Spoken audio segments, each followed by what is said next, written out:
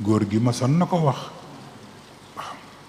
ñun xajatuñu ci course bi mais fu ñu jëm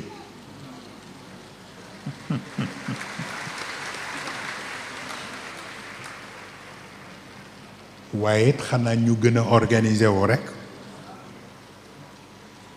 bu ñu mënee fexe ba li nekk ci biir course bi ñu def lu ni mel ci biti course bi wut fa ay écran géant xëy na mu tane waaw incha allah xalaat na yu bare te maa ngi jëm ci yu bare waaw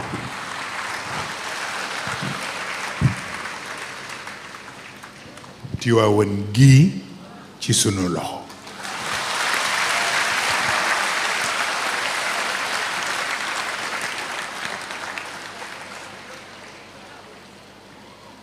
dafa tolloog rek nag liste d'attente la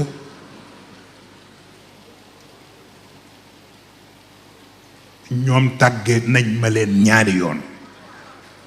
billaahi wal kitaab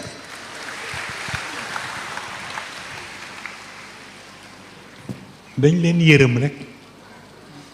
ba ñu mujj leen bàyyi ci liste d'attente bi mu tax am na koo xam ni bul xëccoog moom mukk waaw ndax mag ñee yor yépp waaw bu ko defee kon nag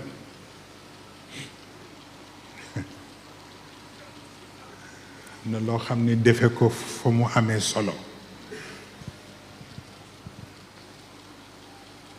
dama toog keroog Khalifa Sarr téléphoné ni dafa am ku ma woo ni ma suba dañu war a daje pour affaire gàmmu gi te dañ leen a yéex a yéegal yéen waa Moustarchidine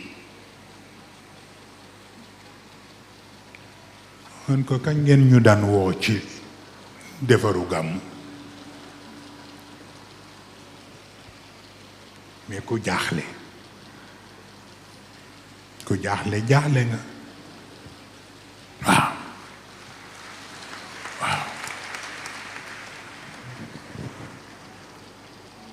mais chaque chose en son temps am na loo xam ne mag ñi ñoo koy tëral te ñooy joxe ndigal bi ñu doxal ko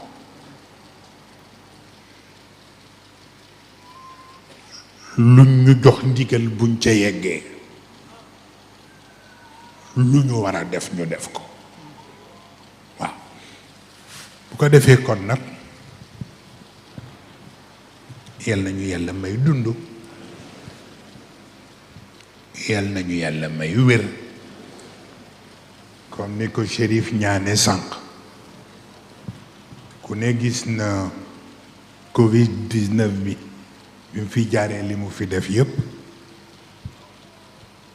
ndeysaan Chérif Tahir joxe woon baatam ba ni dafay gàmmu si waaye dernière minute rekk moom it yaram ba téye ko ba mënul ñëw waaw mu ne waaye ñiy ñëw yépp man la ñuy ñëwal waaw mel ni kon nag ku yebu looy def nga xam ko ambassade du pays arabe yi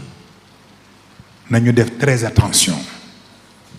parce que des na tuuti Macky Sall dootu fi nekk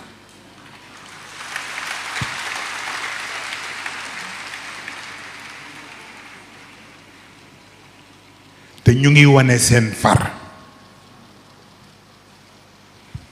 Moustarchidine mësul yëngal dara ba pays arabe yi bokk ci ñépp nag waaye bés a ngi ci kanam Macky Sall dootu fi nekk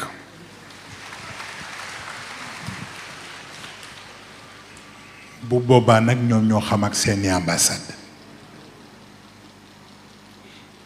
duma ca xuus waaw